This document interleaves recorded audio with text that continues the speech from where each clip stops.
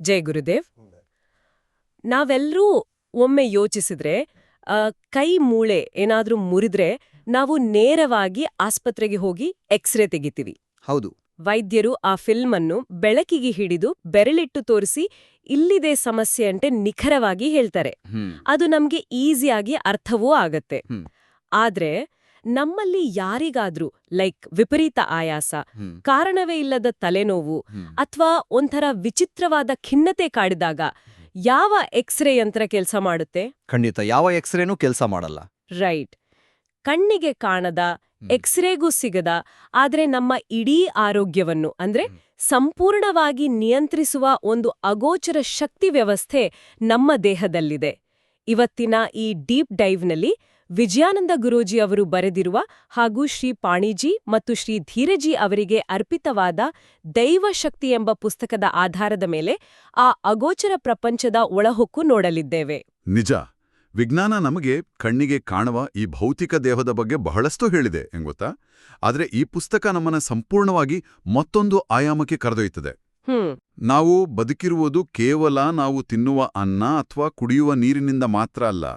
ನಮ್ಮ ದೇಹ ಬಂದು ಒಂದು ಅತ್ಯಾಧುನಿಕವಾದ ರೇಡಿಯೋ ಆಂಟಿನಾ ಇದ್ದಂತೆ. ಓ, ರೇಡಿಯೋ ಆಂಟೆನಾ? ಹೌದು. ಇದು ನಿರಂತರವಾಗಿ ಬೇರೆ ಬೇರೆ ತರಂಗಾಂತರಗಳನ್ನ ಅಂದ್ರೆ ಫ್ರೀಕ್ವೆನ್ಸಿಗಳನ್ನ ಗ್ರಹಿಸ್ತಾ ಇರುತ್ತೆ. ಉದಾಹರಣೆಗೆ ನೋಡಿ, ಕಣ್ಣುಗಳು ಸರಿಯಾಗಿ ನೋಡಲು ಬೆಳಕಿನ ಶಕ್ತಿ ಬೇಕು. ಕರೆಕ್ಟ್. ಕಿವಿಗೆ ಶಬ್ದ ಶಕ್ತಿ ಬೇಕು. ನಾವು ತಿಂದ ಆಹಾರ ಜೀರ್ಣವಾಗುಗಲು ಹೊಟ್ಟೆಯಲ್ಲಿ ರಾಸಾಯನಿಕ ಶಕ್ತಿ ಉತ್ಪತ್ತಿಯಾಗಬೇಕು. ಹಾಗೆಯೇ ರಕ್ತ ಪರಿಚಲನೆಗೆ ಜಲಶಕ್ತಿ ಮತ್ತು ದೇಹದ ಉಷ್ಣಾಂಶವನ್ನ ಕಾಪಾಡಿಕೊಳ್ಳಲು ಉಷ್ಣಶಕ್ತಿ ಬೇಕು. ಅಂದ್ರೆ ನಮ್ಮ ದೇಹ ಕೇವಲ ಮಾಂಸಖಂಡಗಳ ಮುದ್ದೆಯಲ್ಲ, ಅದೊಂದು ಬೃಹತ್ ಎನರ್ಜಿ ರಿಸೀವರ್. ಎಕ್ಸಾಕ್ಟ್ಲಿ. ಇವೆಲ್ಲದರ ಜೊತೆಗೆ ಅತ್ಯಂತ ಸೂಕ್ಷ್ಮವಾದ ಎಲೆಕ್ಟ್ರಿಕಲ್ ಮತ್ತು ಮ್ಯಾಗ್ನೆಟಿಕ್ ಶಕ್ತಿಗಳು ಕೂಡ ನಮ್ಮ ದೇಹದಲ್ಲಿ ಹರಿತಿರುತ್ತವೆ. ಈ ಎಲ್ಲ ಶಕ್ತಿಗಳು ಸರಿಯಾದ ಪ್ರಮಾಣದಲ್ಲಿದ್ದಾಗ ಮಾತ್ರ ಆ ರೇಡಿಯೋದಲ್ಲಿ ಸ್ಪಷ್ಟವಾದ ಹಾಡು ಕೇಳಿಸುತ್ತೆ. ಅಂದ್ರೆ ನಾವು ಆರೋಗ್ಯವಾಗಿರ್ತೀವಿ. ಈ ಶಕ್ತಿಗಳ ಸಮತೋಲನ ತಪ್ಪಿದಾಗ ಬರುವ ಕಾಯಿಲೆಗಳನ್ನ ಪುಸ್ತಕದಲ್ಲಿ ವಿಂಗಡಿಸಿರುವ ರೀತಿ ಬಹಳ ಆಸಕ್ತಿದಾಯಕವಾಗಿದೆ. ಹೌದು. ಸಡನ್ ಆಗಿ ಬಂದು ಹೋಗುವ ಶಕ್ತಿಯ ಏರುಪೇರನ್ನ ಅಕ್ಯೂಟ್ ಅಂತಾರೆ. ಅದೇ ಏರುಪೇರು ದೀರ್ಘಕಾಲದವರೆಗೆ ಸೈಲೆಂಟ್ ಆಗಿ ಕಾಡಿದ್ರೆ ಅದು ಕ್ರಾನಿಕ್ ಕಾಯಿಲೆ. ರೈಟ್. ಮತ್ತು ಇದು ಬರೀ ದೇಹಕ್ಕಷ್ಟೇ ಸೀಮಿತವಲ್ಲ. ಕೇವಲ ಮನಸ್ಸಿನ ಶಕ್ತಿ ಕುಗಿದ್ರೆ ಅದು ಸೈಕಿಕ್. ಆ ಮನಸ್ಸಿನ ಗೊಂದಲ ದೇಹದ ಮೇಲೂ ಪರಿಣಾಮ ಬೀರಿದ್ರೆ ಅದು ಸೈಕೋಸೊಮ್ಯಾಟಿಕ್. ನಿಖರವಾಗಿ ಹೇಳಿದ್ರಿ. ಈಗ ನಮ್ಮ ಮುಂದಿರುವ ಅತಿದೊಡ್ಡ ಪ್ರಶ್ನೆ ಅಂದ್ರೆ, ಈ ಶಕ್ತಿಗಳು ಏರುಪೇರಾದಾಗ ಅವುಗಳನ್ನ ಮತ್ತೆ ಬ್ಯಾಲೆನ್ಸ್ ಮಾಡೋದು ಹೇಗೆ? ನಮ್ಮ ದೇಹವನ್ನ ನಾವೇ ರಿಪೇರ್ ಮಾಡ್ಕೊಳ್ಳೋಕೆ ಸಾಧ್ಯನಾ? ಹೌದು. ಈ ಪುಸ್ತಕದ 13ನೇ ಅಧ್ಯಾಯವಾದ ಸ್ವಯಂ ಚಿಕಿತ್ಸೆ ಅಂದ್ರೆ ಸೆಲ್ಫ್ ಹೀಲಿಂಗ್ ಇದ್ರ ಬಗ್ಗೆ ಬಹಳ ಗಹನವಾದ ಒಳನೋಟಗಳನ್ನ ನೀಡುತ್ತೆ. ಆದರೆ ಈ ಸ್ವಯಂ ಚಿಕಿತ್ಸೆಯ ತಂತ್ರಗಳಿಗೆ ಹೋಗುವ ಮುನ್ನ ನಾವು ಪ್ರಕೃತಿಯ ಒಂದು ಮೂಲಭೂತ ನಿಯಮವನ್ನ ಅರ್ಥ ಮಾಡ್ಕೊಳ್ಳಲೇಬೇಕು. ಅದೇ ಕರ್ಮ ಸಿದ್ಧಾಂತ ಅಲ್ವಾ? ಹೌದು, ಕರ್ಮ. ಯಾಕಂದ್ರೆ ಕಾಯಿಲೆಗಳು ಮತ್ತು ಶಕ್ತಿಯ ಬಗ್ಗೆ ಮಾತನಾಡುವಾಗ ಕರ್ಮದ ಪ್ರಸ್ತಾಪ ಬರುವುದು ಬಹಳ ಸಹಜ. ಪ್ರತಿಯೊಬ್ಬರೂ ತಮ್ಮ ಪ್ರಾರಬ್ಧ ಕರ್ಮವನ್ನ ಅನುಭವಿಸಲೇಬೇಕು ಅಂತ ಪುಸ್ತಕ ಹೇಳುತ್ತೆ. ಆದ್ರೆ ನನ್ಗಿಲ್ಲೊಂದು ಕುತೂಹಲ ಇದೆ. ಕೇಳಿ. ಎಷ್ಟೋ ಜನ ದೊಡ್ಡ ದೊಡ್ಡ ಸಂತರಿದ್ದಾರೆ, ಸಾಧಕರಿದ್ದಾರೆ, ಅವ್ರಿಗೂ ಕಾಯಿಲೆಗಳು ಬರುತ್ತೆ. ಹಾಗಾದ್ರೆ ಅವರ ಸಾಧನೆ, ಆ ಶಕ್ತಿ ಏನು ಕೆಲಸ ಮಾಡುತ್ತೆ? ಅವ್ರಿಗೂ ಆ ಕರ್ಮ ಅನ್ವಯಿಸುತ್ತಾ? ಇಲ್ಲಿರುವ ಅತ್ಯಂತ ಆಸಕ್ತದಾಯಕ ವಿಷಯವೆಂದರೆ, ಕರ್ಮ ಎನ್ನುವುದು ಯಾವುದೋ ಒಂದು ಶಿಕ್ಷೆಯಲ್ಲ. ಅದೊಂದು ಭೌತಿಕ ನಿಯಮ. ತಿಂದ ಆಹಾರ ಜೀರ್ಣವಾಗಲೇಬೇಕಾದಂತೆ ಮಾಡಿದ ಕರ್ಮದ ಫಲಿತಾಂಶ ಪ್ರಕಟವಾಗಲೇಬೇಕು. ಓ. ಉದಾಹರಣೆಗೆ ರಾಮಕೃಷ್ಣ ಪರಮಹಂಸರು ಅಥವಾ ರಮಣ ಮಹರ್ಷಿಗಳಂತಹ ಮಹಾನ್ ಸಾಧಕರನ್ನೇ ನೋಡಿ. ರಮಣ ಮಹರ್ಷಿಗಳಿಗೆ ಕ್ಯಾನ್ಸರ್ ಬಂದಿತ್ತು. ಅವರು ದೈಹಿಕವಾಗಿ ಅತ್ಯಂತ ಕಷ್ಟಕರವಾದ ನೋವನ್ನ ಅನುಭವಿಸ್ತಿದ್ರು. ಕೇಳಿದಿನಿ. ಆದರೆ ಅವರ ಆಧ್ಯಾತ್ಮಿಕ ಸಾಧನೆ ಆ ನೋವಿನ ಸ್ವರೂಪವನ್ನೇ ಬದಲಾಯಿಸಿತ್ತು. ನೋವು ಅಂದ್ರೆ ಪೇಯ್ನ್ ಎನ್ನುವುದು ದೈಹಿಕ. ಆದರೆ ಆ ನೋವಿನಿಂದ ನರಳುವುದಿದೆಯಲ್ಲ, ಸಫರಿಂಗ್, ಅದು ಮಾನಸಿಕ. ರೈಟ್. Pain versus suffering. ಹೌದು. ಆಧ್ಯಾತ್ಮಿಕ ಸ್ವೀಕಾರವು ದೈಹಿಕ ನೋವು ಮತ್ತು ಮಾನಸಿಕ ನರಳುವಿಕೆಯ ನಡುವಿನ ಕೊಂಡಿಯನ್ನ ಕತ್ತರಿಸಾಕುತ್ತೆ. ಹಾಗಾಗಿ ಅವರು ಆ ಭೀಕರ ಕಾಯಿಲೆಯನ್ನ ಕೂಡ ನಗುನಗುತ್ತಾ ಬಹಳ ಸುಲಭವಾಗಿ ಎದುರಿಸಿದರು. ವಾವ್. ಅಂದ್ರೆ ಕಷ್ಟಗಳನ್ನ ಬರದಂತೆ ತಡೆಯುವುದು ಸಾಧನೆಯಲ್ಲ, ಬಂದ ಕಷ್ಟವನ್ನ ಎದುರಿಸುವ ವಿಧಾನವನ್ನ ಬದಲಾಯಿಸಿಕೊಳ್ಳುವುದು ನಿಜವಾದ ಶಕ್ತಿ. ಇದು ನಿಜಕ್ಕೂ ಒಂದು ಅದ್ಭುತವಾದ ದೃಷ್ಟಿಕೋನ. ಖಂಡಿತ. ಆದ್ರೆ ನಾವೆಲ್ಲರೂ ರಮಣ ಮಹರ್ಷಿಗಳಲ್ಲ. ನಮ್ಮ ದೈನಂದಿನ ಜೀವನದ ಏರುಪೇರುಗಳನ್ನ, ಸಣ್ಣಪುಟ್ಟ ಕಾಯಿಲೆಗಳನ್ನ ನಿಭಾಯಿಸಲು ಪ್ರಕೃತಿಯೇ ನಮಗೆ ಒಂದು ಇನ್ಬಿಲ್ಟ್ ಮೆಕ್ಯಾನಿಸಂ ಕೊಟ್ಟಿದೆ. ಅದೇ ಗಾಢ ನಿದ್ರೆ.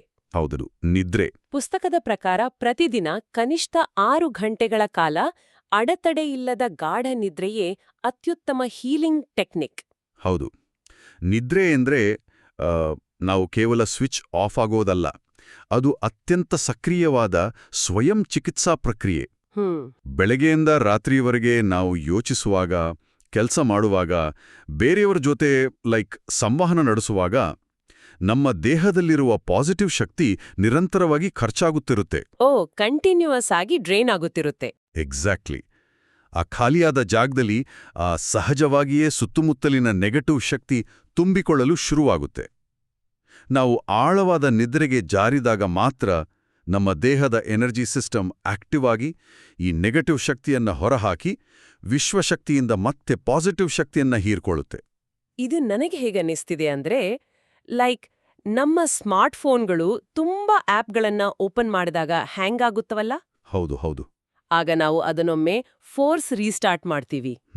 ಆ ರೀಸ್ಟಾರ್ಟ್ ಆದಾಗ ಅದರಲ್ಲಿರುವ ಬ್ಯಾಕ್ಗ್ರೌಂಡ್ ಆಪ್ಗಳೆಲ್ಲ ಕ್ಲೋಸ್ ಆಗಿ, ಟೆಂಪರರಿ ಕ್ಯಾಶ್ ಮೆಮೊರಿ ಕ್ಲಿಯರ್ ಆಗಿ, ಫೋನ್ ಮತ್ತೆ ವೇಗವಾಗಿ ಕೆಲಸ ಮಾಡಲು ಶುರು ಮಾಡುತ್ತೆ. ಕರೆಕ್ಟ್. ಹಾಗೆಯೇ ನಿದ್ರೆ ಕೂಡ ನಮ್ಮ ದೇಹದ ರೀಸ್ಟಾರ್ಟ್ ಬಟನ್ ಇದ್ದಂತೆ, ಹಳೆಯ ಕಸವನ್ನೆಲ್ಲ ಕ್ಲಿಯರ್ ಮಾಡುವ ಪ್ರಕ್ರಿಯೆ. ಆ ಹೋಲಿಕೆ ಬಹಳ ನಿಖರವಾಗಿದೆ. ಆದರೆ ನೀವು ಫೋನ್ ರೀಸ್ಟಾರ್ಟ್ ಮಾಡಿದ್ಮೇಲೂ ಡೀಪ್ ಫೋಲ್ಡರ್ಗಳಲ್ಲಿ ಕೆಲವು ಜಂಕ್ ಫೈಲ್ಗಳು ಹಾಗೇ ಉಳಿದುಕೊಳ್ಳುತ್ತವಲ್ಲ? ಉಳಿದಿರುತ್ತೆ. ಹಾಗೇ ನಾವು ರಾತ್ರಿ ಚೆನ್ನಾಗಿ ನಿದ್ರೆ ಮಾಡಿದ ನಂತರವೂ ದೇಹದಲ್ಲಿ ಸ್ವಲ್ಪ ನೆಗೆಟಿವ್ ಶಕ್ತಿ ಉಳಿದುಕೊಂಡ್ಬಿಡುತ್ತೆ. ವಿಶೇಷವಾಗಿ ಅದು ನಮ್ಮ ದೇಹದ ಕೀಲುಗಳಲ್ಲಿ ಅಂದ್ರೆ ಜಾಯಿಂಟ್ಸ್ಗಳಲ್ಲಿ ಶೇಖರಣೆ ಆಗತ್ತೆ. ಜಾಯಿಂಟ್ಸ್ನಲ್ಲಿ? ಹೌದು. ಒಂದು ಕೋಣೆಯಲ್ಲಿ ಕಸ ಹೇಗೆ ಮೂಲೆಗಳಲ್ಲಿ ಹೋಗಿ ಸೇರ್ಕೊಳ್ಳುತ್ತದೆಯೋ ಹಾಗೇ ನಮ್ಮ ದೇಹದ ಕೀಲುಗಳು ಈ ಹಳಸಿಹೋದ ಶಕ್ತಿಯನ್ನ ಹಿಡಿದಿಟ್ಕೊಳ್ಳುತ್ತವೆ. ವಾವ್! ನಿದ್ರೆಯ ನಂತರವೂ ಕೀಲುಗಳಲ್ಲಿ ಈ ನೆಗೆಟಿವ್ ಶಕ್ತಿ ಉಳಿದುಕೊಳ್ಳುವುದು ತುಂಬಾ ಆಸಕ್ತಿದಾಯಕ. ಅದಕ್ಕೇನೆ ಬೆಳಿಗ್ಗೆ ಎದ್ದ ತಕ್ಷಣ ಮೈಕೈ ಭಾರ ಅನಿಸೋದು, ಕೀಲುಗಳು ಹಿಡಿದುಕೊಂಡಂತೆ ಆಗೋದು. ಖಂಡಿತ. ಹಾಗಾದ್ರೆ ಇದನ್ನ ಹೊರಹಾಕಲು ಏನು ಮಾಡಬೇಕು? ಇದಕ್ಕೆ ಲೇಖಕರು ಸೂಚಿಸುವ ಪರಿಹಾರ ಅತ್ಯಂತ ಸರಳ. ಬೆಳಗ್ಗೆ ಎದ್ದ ತಕ್ಷಣ ಹಾಸಿಗೆಯ ಮೇಲೆಯೇ ಕುಳಿತು ತಲೆಯಿಂದ ಕಾಲಿನವರೆಗಿನ ಪ್ರತಿಯೊಂದು ಕೀಲುಗಳನ್ನ ಅಂದ್ರೆ ಕುತ್ತಿಗೆ, ಭುಜ, ಮಣಿಕಟ್ಟು, ಸೊಂಟ, ಮಂಡಿ ಹೀಗೆ ಪ್ರತಿಯೊಂದನ್ನೂ ಗಡಿಯಾರದ ದಿಕ್ಕಿನಲ್ಲಿ ಅಂದ್ರೆ ಕ್ಲಾಕ್ ವೈಸ್ 3 ಬಾರಿ ಮತ್ತು ಆಂಟಿ ಕ್ಲಾಕ್ ವೈಸ್ 3 ಬಾರಿ ನಿಧಾನವಾಗಿ ತಿರುಗಿಸಬೇಕು. ಇಲ್ಲಿ ನನ್ನದೊಂದು ಪ್ರಶ್ನೆ ಇದೆ. ಕೀಲುಗಳನ್ನ ತಿರುಗಿಸುವುದು ದೈಹಿಕ ವ್ಯಾಯಾಮ, ಅದರಿಂದ ರಕ್ತ ಸಂಚಾರ ಹೆಚ್ಚಾಗ್ಬೋದು. ಆದ್ರೆ ಶಕ್ತಿ ಹೇಗೆ ಹೊರಹೋಗುತ್ತೆ ಮತ್ತು ನಿಖರವಾಗಿ 3 ಬಾರಿಯೇ ಏಕೆ ತಿರುಗಿಸ್ಬೇಕು? ಒಳ್ಳೆಯ ಪ್ರಶ್ನೆ. ಇದನ್ನೊಂದು ಒದ್ದೆಯಾದ ಬಟ್ಟೆಗೆ ಹೋಲಿಸಿ. ಸರಿ. ಬಟ್ಟೆಯಿಂದ ನೀರನ್ನ ತೆಗೆಯಲು ನಾವದನ್ನ ಹಿಂಡ್ತೇವಲ್ವಾ? ಕೀಲುಗಳನ್ನ ಒಂದು ದಿಕ್ಕಿನಲ್ಲಿ ತಿರುಗಿಸಿದಾಗ ಅಲ್ಲಿ ಹೆಪ್ಪುಗಟ್ಟಿರುವ ಸೈನೋವಿಯಲ್ ಫ್ಲೂಯಿಡ್ ಅಂದ್ರೆ ಕೀಳೆಣ್ಣೆ ಕರಗಿ ಆ ಜಡಶಕ್ತಿ ಆಕ್ಟಿವ್ ಆಗುತ್ತೆ. ರೈಟ್. ವಿರುದ್ಧ ದಿಕ್ಕಿನಲ್ಲಿ ತಿರುಗಿಸಿದಾಗ ಆ ಶಕ್ತಿ ವಾತಾವರಣಕ್ಕೆ ಬಿಡುಗಡೆಯಾಗುತ್ತೆ. ಇನ್ನು 3 ಬಾರಿ ಎನ್ನುವುದು ಭೌತಿಕ, ಮಾನಸಿಕ ಮತ್ತು ಪ್ರಾಣಮಯ ಕೋಶಗಳನ್ನ ಪ್ರತಿನಿಧಿಸುವ ಒಂದು ಲಯ. ಇದು ಕೇವಲ ಮಸಲ್ ಸ್ಟ್ರೆಚ್ ಮಾಡುವುದಲ್ಲ, ಜಾಯಿಂಟ್ಸ್ಗಳಲ್ಲಿ ಬ್ಲಾಕ್ ಆಗಿರುವ ಎನರ್ಜಿ ವಾಲ್ವ್ಗಳನ್ನ ಓಪನ್ ಮಾಡುವ ತಂತ್ರ. ಅರ್ಥವಾಯಿತು. ನಿದ್ರೆ ಮತ್ತು ಬೆಳಗಿನ ವ್ಯಾಯಾಮ ಎನ್ನುವುದು ನಮ್ಮ ದೇಹದ ದಿನನಿತ್ಯದ ಪ್ಯಾಸಿವ್ ಮೇಂಟೆನೆನ್ಸ್ ಇದ್ದಂತೆ. ಹೌದು. ಆದರೆ ನಮಗೆ ಇದ್ದಕ್ಕಿದ್ದಂತೆ ವಿಪರೀತ ತಲೆನೋವು ಬರುತ್ತೆ ಎಂದುಕೊಳ್ಳಿ. ಆಗ ನಾವು ಮಲ್ಗುವವರೆಗೆ ಕಾಯಲು ಸಾಧ್ಯವಿಲ್ಲ. ಖಂಡಿತ ಸಾಧ್ಯವಿಲ್ಲ. ನೋವನ್ನ ನಿವಾರಿಸಲು ಸಾಧ್ಯವೇ? ಇಲ್ಲಿಯೇ ಈ ಪುಸ್ತಕ ರೇಖಿ ಕಲೆಯ ಬಗ್ಗೆ ವಿವರಿಸುತ್ತೆ ಅಲ್ವಾ? ಹೌದು. ರೇಖಿ ಎಂಬುದು ಅತ್ಯಂತ ಪ್ರಬಲವಾದ ಮತ್ತು ಪುರಾತನವಾದ ಶಕ್ತಿ ಚಿಕಿತ್ಸಾ ಪದ್ಧತಿ. ಆದರೆ ಲೇಖಕರು ಸ್ಪಷ್ಟವಾಗಿ ಹೇಳುವಂತೆ ಇದನ್ನ ಕೇವಲ ಪುಸ್ತಕ ಓದಿ ಕಲಿಯಲು ಸಾಧ್ಯವಿಲ್ಲ. ಇದಕ್ಕೊಂದು ದೀಕ್ಷೆ ಬೇಕು. ಗುರುವಿನ ಮುಖಾಂತರವೇ ಕಲಿಯಬೇಕು. ಒಮ್ಮೆ ಸಿಸ್ಟಮ್ಯಾಟಿಕ್ ಆಗಿ ಸಾಧನೆ ಮಾಡಿದವರ ಅಂಗೈಗಳು ಸಾಮಾನ್ಯ ಅಂಗೈಗಳಾಗಿ ಉಳಿಯುವುದಿಲ್ಲ. ಅವು ವಿಶ್ವದಲ್ಲಿರುವ ಶಕ್ತಿಯನ್ನ ಅಯಸ್ಕಾಂತದಂತೆ ಗ್ರಹಿಸುವ ಮತ್ತು ರವಾನಿಸುವ ಇನ್ಸ್ಟ್ರುಮೆಂಟ್ಗಳಾಗುತ್ತವೆ.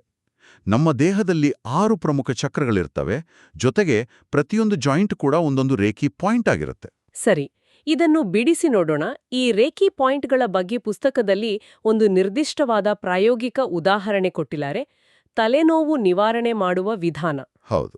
ತಲೆನೋವು ಬಂದಾಗ ಮೊದಲು ಪ್ರಶಾಂತವಾದ ಕೋಣೆಯಲ್ಲಿ ಕುಳಿತುಕೊಳ್ಬೇಕು, ಆಹ್ಲಾದಕರ ಸಂಗೀತ ಹಾಕ್ಕೊಳ್ಬೇಕು, ನಂತರ ಕಣ್ಣು ಮುಚ್ಚಿ ಇಷ್ಟದೈವವನ್ನ ಸ್ಮರಿಸಿ ಕೃತಜ್ಞತೆ ಸಲ್ಲಿಸಬೇಕು. ಕರೆಕ್ಟ್. ಆಮೇಲೆ 2 ಅಂಗೈಗಳನ್ನ ಡಿಶ್ ಆಕಾರದಲ್ಲಿ ಅಂದ್ರೆ ಬಟ್ಲಿನ ಆಕಾರದಲ್ಲಿ ಮಾಡಿಕೊಂಡು ಕಣತಲೆಗಳ ಅಂದ್ರೆ ಟೆಂಪಲ್ಸ್ ಬಳಿ ಇಡಬೇಕು. ಅಂಗೈಯ ಮಧ್ಯಭಾಗ ದೇಹಕ್ಕೆ ತಾಗಬಾರದು. ಅಂಗೈಯಿಂದ ಬೆಳಕಿನ ಕಿರಣವೊಂದು ಕಣತಲೆಗಳ ಒಳಗೆ ಹೋಗುತ್ತಿರುವುದನ್ನ ಕೇವಲ 2 ನಿಮಿಷಗಳ ಕಾಲ ಗಮನಿಸಬೇಕು. ಆನಂತರ ಅದೇ ರೀತಿ 2 ಕೈಗಳನ್ನ ಹಣೆಯ ಮೇಲೆ 2 ನಿಮಿಷ ಇಡಬೇಕು. ಹೌದು, ಇದು ರೇಖೆಯಲ್ಲಿ ಬಳಸುವ ಅತ್ಯಂತ ಪರಿಣಾಮಕಾರಿ ವಿಧಾನ. ಏನ್ ಗೊತ್ತಾ, 2 ನಿಮಿಷಗಳ ಏಕಾಗ್ರತೆಯೇ ಇಲ್ಲಿ ಮುಖ್ಯ. ಖಂಡಿತ. ಇದು ಕೇಳಲು ಬಹಳ ಚೆನ್ನಾಗಿದೆ, ಆಧ್ಯಾತ್ಮಿಕವಾಗಿಯೂ ಅದ್ಭುತವಾಗಿ ಅನ್ನಿಸುತ್ತೆ. ಆದ್ರೆ ನಾನಿದನ್ನ ಸ್ವಲ್ಪ ಪ್ರಶ್ನಿಸಲೇಬೇಕು. ಧಾರಾಳವಾಗಿ. ಕೇವಲ 2 ನಿಮಿಷ ಕೈಗಳನ್ನ ಹತ್ತಿರ ಇಟ್ಕೊಂಡು ಒಂದು ಕಾಲ್ಪನಿಕ ಬೆಳಕನ್ನ ಊಹಿಸ್ಕೊಂಡ್ರೆ ಆ ಭೌತಿಕವಾದ ತಲೆನೋವು, ಆ ನರಗಳ ಸೆಳೆತ ಹೇಗೆ ಮಾಯವಾಗುತ್ತೆ? ಇದು ಕೇವಲ ನಮ್ಮ ಮನಸ್ಸಿನ ಭ್ರಮೆ, ಲೈಕ್ ಪ್ಲಾಸಿಬೋ ಎಫೆಕ್ಟ್ ಅಲ್ವಾ? ಕಲ್ಪನೆಗೂ ಫಿಸಿಕಲ್ ಬಾಡಿಗೂ ಏನು ಕನೆಕ್ಷನ್? ಇದನ್ನು ನಾವು ವಿಶಾಲ ದೃಷ್ಟಿಕೋನದಿಂದ ನೋಡಿದರೆ ಇದು ಮೇಲ್ನೋಟಕ್ಕೆ ಮ್ಯಾಜಿಕ್ ತರಹ ಕಂಡ್ರು, ಇದರ ಹಿಂದೆ ನಿಖರವಾದ ಬಯೋಫೀಡ್ಬ್ಯಾಕ್ ಮೆಕ್ಯಾನಿಸಮ್ ಇದೆ. ವಿಜ್ಞಾನದಲ್ಲಿ ಒಂದು ಮಾತಿದೆ, ಎಲ್ಲಿ ಗಮನ ಹೋಗುತ್ತದೆಯೋ ಅಲ್ಲಿ ರಕ್ತ ಹರಿಯುತ್ತೆ. ಓ ವಾವ್! ತಲೆನೋವು ಬರುವುದು ಹೆಚ್ಚಾಗಿ ರಕ್ತನಾಳುಗಳು ಸಂಕುಚಿತಗೊಂಡಾಗ ಅಥವಾ ಮಸಲ್ಸ್ ಟೆನ್ಷನ್ನಿಂದ. ನಾವು ಏಕಾಗ್ರತೆಯಿಂದ ಕೈಗಳನ್ನ ಡಿಶ್ ಆಕಾರದಲ್ಲಿ ಇಟ್ಕೊಂಡಾಗ ಆ ಆಕಾರವು ಒಂದು ಕಾನ್ವೆಕ್ಸ್ ಲೆನ್ಸ್ ತರ ಕೆಲಸ ಮಾಡುತ್ತೆ. ಓ! ಭೂತಗನ್ನಡಿ ಸೂರ್ಯನ ಬೆಳಕನ್ನ ಒಂದು ಬಿಂದುವಿಗೆ ಫೋಕಸ್ ಮಾಡುವಂತೆ ನಮ್ಮ ಅಂಗೈಯಲ್ಲಿರುವ ಬಯೋಮ್ಯಾಗ್ನೆಟಿಕ್ ಶಕ್ತಿ ಆ ಡಿಶ್ ಆಕಾರದ ಮೂಲಕ ಧ್ಯಾನದ ಸ್ಥಿತಿಯಲ್ಲಿ ಕೇಂದ್ರೀಕೃತವಾಗುತ್ತೆ. ಅಂದ್ರೆ ಆ ಕೈಗಳ ಆಕಾರ ಸುಮ್ನೆ ಮಾಡಿದ್ದಲ್ಲ. ಖಂಡಿತ ಅಲ್ಲ. ಮತ್ತು ನೀವು ಬೆಳಕನ್ನ ಕಲ್ಪಿಸ್ಕೊಂಡಾಗ ನಿಮ್ಮ ಪ್ಯಾರಾಸಿಂಪಥೆಟಿಕ್ ನರ್ವಸ್ ಸಿಸ್ಟಮ್ ಅಂದ್ರೆ ರಿಲ್ಯಾಕ್ಸ್ ಮಾಡೋ ನರಮಂಡಲ ಆಕ್ಟಿವೇಟ್ ಆಗುತ್ತೆ. ಕಣತಲೆಗಳಿಗೆ ಆ ಶಕ್ತಿ ಮತ್ತು ಶಾಖ ಹೋದ ತಕ್ಷಣ ಸಂಕುಚಿತಗೊಂಡಿದ್ದ ರಕ್ತನಾಳಗಳು ಹಿಗ್ಗುತ್ತವೆ. ರಕ್ತ ಸಂಚಾರ ಸುಗಮವಾಗತ್ತೆ. ಆಕ್ಸಿಜನ್ ಸಪ್ಲೈ ಆದ ತಕ್ಷಣ ನೋವು ತಾನಾಗೇ ಕಡಿಮೆ ಆಗತ್ತೆ. ಇದು ಕೇವಲ ಕಲ್ಪನೆಯಲ್ಲ, ನಮ್ಮದೇ ಶಕ್ತಿಯನ್ನ ಒಂದು ನಿರ್ದಿಷ್ಟ ಜಾಗಕ್ಕೆ ನಿರ್ದೇಶಿಸುವ ತಂತ್ರ. ಎಲ್ಲಿ ಗಮನವಿದೆಯೋ ಅಲ್ಲಿ ಶಕ್ತಿ ಹರಿಯುತ್ತದೆ ಎನ್ನುವುದು ಎಷ್ಟು ಸತ್ಯ ಅಲ್ವಾ? ರೇಖಿ ಎನ್ನುವುದು ನಮ್ಮ ಒಳಗಿರುವ ದೈವಿಕ ಶಕ್ತಿಯನ್ನ ಚಾನಲೈಸ್ ಮಾಡುವ ವಿಧಾನವಾಯಿತು. ಆದರೆ ನಮ್ಮ ಸುತ್ತಮುತ್ತಲಿನ ಪರಿಸರದಿಂದ ನೇರವಾಗಿ ಪ್ರಕೃತಿಯಿಂದ ಶಕ್ತಿಯನ್ನ ಹೀರಿಕೊಂಡು ನೆಗೆಟಿವ್ ಎನರ್ಜಿಯನ್ನ ಹೊರಹಾಕುವ ಇನ್ನೊಂದು ಬೃಹತ್ ಪ್ರಕ್ರಿಯೆ ಬಗ್ಗೆಯೂ ಪುಸ್ತಕ ಮಾತಾಡುತ್ತೆ. ಅದೇ ಪ್ರಾಣಿಕ್ ಹೀಲಿಂಗ್.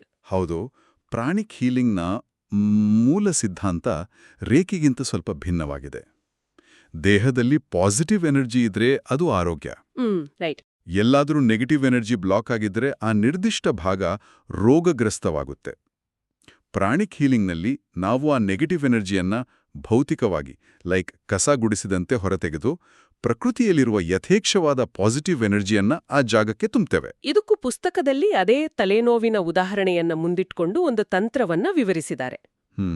ಒಂದು ಸಣ್ಣ ಬಕೆಟ್ ನೀರಿನಲ್ಲಿ 1 ಹಿಡಿ ಉಪ್ಪು ಹಾಕಿ ಅದರ ಎದುರು ಕುಳ್ಕೋಬೇಕು. ಹೌದು. ಕಣತೆಲೆ ಮತ್ತು ಹಣೆಯ ಮೇಲಿರುವ ನೆಗೆಟಿವ್ ಎನರ್ಜಿಯನ್ನ ಕೈಯಿಂದ ಎಳೆದು ಆ ಉಪ್ಪಿನ ನೀರಿಗೆ ಹಾಕುವಂತೆ ಭಾವಿಸಬೇಕು. ಹೀಗೆ 2-3 ಬಾರಿ ಮಾಡಿದ ನಂತರ ಆ ಖಾಲಿಯಾದ ಜಾಗಕ್ಕೆ ವಿಶ್ವಶಕ್ತಿಯನ್ನ ತುಂಬಬೇಕು. ಇಲ್ಲಿ ನನ್ನ ಪ್ರಶ್ನೆ, ಉಪ್ಪನ್ನೇ ಯಾಕೆ ಬಳಸಬೇಕು? ಬೇರೆ ಏನೂ ಇಲ್ವಾ? ಉಪ್ಪು ಕೇವಲ ರುಚಿಗಾಗಿಯಲ್ಲ, ಭೌತಿಕವಾಗಿ ಉಪ್ಪು ಹೇಗೆ ಗಾಳಿಯಲ್ಲಿರುವ ತೇವಾಂಶವನ್ನ ಹೀರ್ಕೊಳ್ಳುತ್ತದೆಯೋ ಹಾಗೆಯೇ ಎನರ್ಜಿ ಲೆವೆಲ್ನಲ್ಲಿ ಉಪ್ಪಿನ ಹರಳುಗಳು ಅಂದ್ರೆ ಅದರ ಕ್ರಿಸ್ಟಲೈನ್ ಸ್ಟ್ರಕ್ಚರ್ ನಕಾರಾತ್ಮಕ ಶಕ್ತಿಯನ್ನ ಹೀರಿಕೊಳ್ಳುವ ಅದ್ಭುತ ಗುಣವನ್ನ ಹೊಂದಿದೆ. ಓ, ಇಂಟ್ರೆಸ್ಟಿಂಗ್. ಇದನ್ನೊಂದು ಅರ್ಥಿಂಗ್ ವೈರ್ ಅಥವಾ ಸ್ಟ್ಯಾಟಿಕ್ ಎಲೆಕ್ಟ್ರಿಸಿಟಿ ಡಿಸ್ಚಾರ್ಜ್ ರಾಡ್ಗೆ ಹೋಲಿಸಬಹುದು. ನಿಮ್ಮ ದೇಹದಲ್ಲಿರುವ ನೆಗೆಟಿವ್ ಎನರ್ಜಿಯನ್ನ ಗ್ರೌಂಡ್ ಮಾಡಲು ಉಪ್ಪಿನ ನೀರು ಅತ್ಯುತ್ತಮವಾದ ರಿಸೀವರ್ ಆಗಿ ಕೆಲಸ ಮಾಡುತ್ತೆ. ಅಬ್ಬಾ, ನಮ್ಮ ಹಿರಿಯರು ದೃಷ್ಟಿ ತೆಗೆಯುವಾಗ ಕಲ್ಲುಪ್ಪನ್ನ ಬಳಸ್ತಿದ್ದುದರ ಹಿಂದಿನ ವಿಜ್ಞಾನ ಈಗ ಅರ್ಥವಾಗ್ತಿದೆ. ಎಕ್ಸಾಕ್ಟ್ಲಿ. ಆದರೆ ಈ ಪ್ರಾಣಿಕ್ ಹೀಲಿಂಗ್ ಬಗ್ಗೆ ಪುಸ್ತಕದಲ್ಲಿ ಒಂದು ಅತ್ಯಂತ ಕಟ್ಟುನಿಟ್ಟಿನ ಎಚ್ಚರಿಕೆಯನ್ನ ನೀಡಲಾಗಿದೆ. ದಯಮಾಡಿ ಇದನ್ನ ನೀವಾವಾಗಿಯೇ ಕೇವಲ ಪುಸ್ತಕ ಓದಿದ ಆಧಾರದ ಮೇಲೆ ಅಥವಾ ಈ ಮಾಹಿತಿ ಕೇಳಿದ ತಕ್ಷಣ ಪ್ರಯತ್ನಿಸಬೇಡಿ ಎಂದು ಲೇಖಕರು ಸ್ಪಷ್ಟವಾಗಿ ಹೇಳಿದ್ದಾರೆ. ಹೌದು, ಇದು ಅತ್ಯಂತ ಮಹತ್ವದ ಎಚ್ಚರಿಕೆ. ಪ್ರಾಣಿಕ್ ಹೀಲಿಂಗ್ ಅನ್ನ ಕಡ್ಡಾಯವಾಗಿ ಗುರುವಿನಿಂದ ಮಾತ್ರ ಕಲಿಬೇಕು. ಯಾಕೆ ಅಷ್ಟು ಸ್ಟ್ರಿಕ್ಟ್ ಆಗಿ ಹೇಳಿದ್ದಾರೆ? ಯಾಕೆಂದ್ರೆ ಇದು ಹೈ ವೋಲ್ಟೇಜ್ ಎಲೆಕ್ಟ್ರಿಸಿಟಿ ಜೊತೆ ಆಟವಾಡಿದಂತೆ. ಟ್ರೈನಿಂಗ್ ಇಲ್ಲದೆ ಎಲೆಕ್ಟ್ರಿಕ್ ಪ್ಯಾನೆಲ್ ಕೈ ಹಾಕಿದ್ರೆ ಏನಾಗುತ್ತೆ? ಶಾಕ್ ಹೊಡೆಯುತ್ತೆ. ಹೌದು.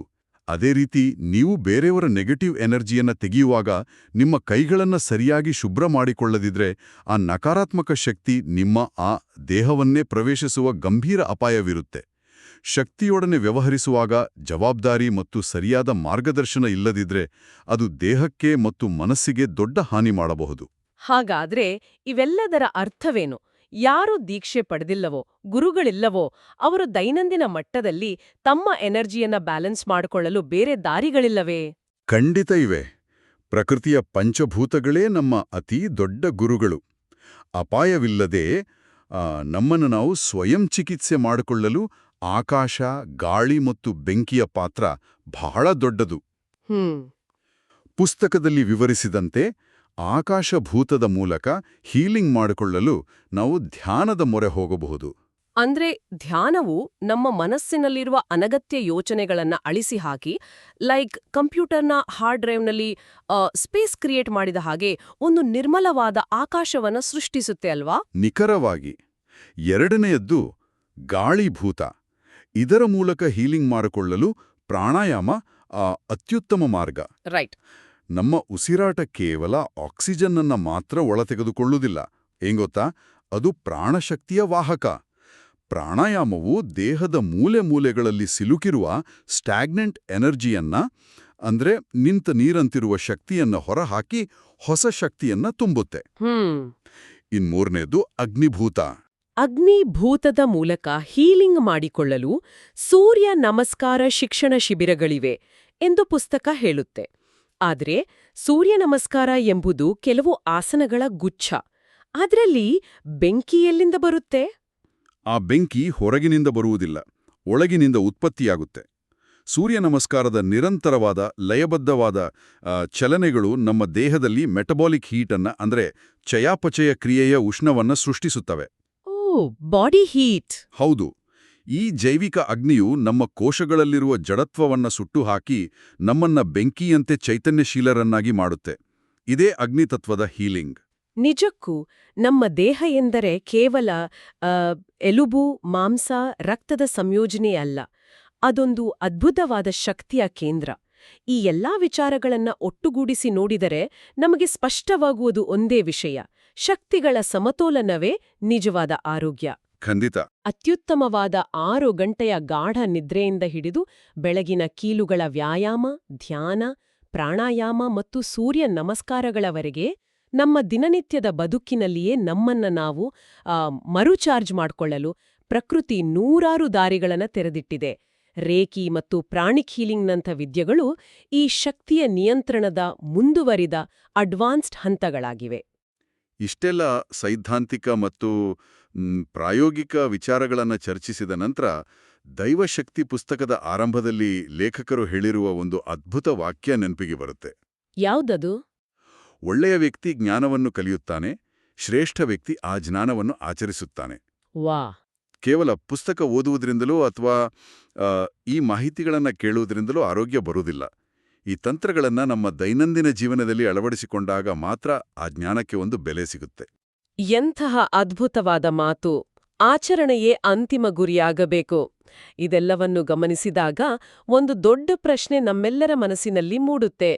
ನಮ್ಮ ದೇಹ ನಿರಂತರವಾಗಿ ಸುತ್ತಮುತ್ತಲಿನ ಪರಿಸರದಿಂದ ಶಕ್ತಿಯನ್ನ ರೇಡಿಯೋ ಆಂಟಿನಾದಂತೆ ಹೀರಿಕೊಳ್ಳುತ್ತೆ ಮತ್ತು ಹೊರಹಾಕುತ್ತೆ ಎಂದಾದರೆ, ನಾವು ಪ್ರತಿದಿನ ಅನುಭವಿಸುವ ವಿಪರೀತ ಕೋಪ, ಬೇಸರ ಅಥವಾ ಕಾರಣವಿಲ್ಲದ ಆಯಾಸ ಇವು ನಿಜಕ್ಕೂ ನಮ್ಮದೇ ಆಗಿರುತ್ತವೆಯೇ?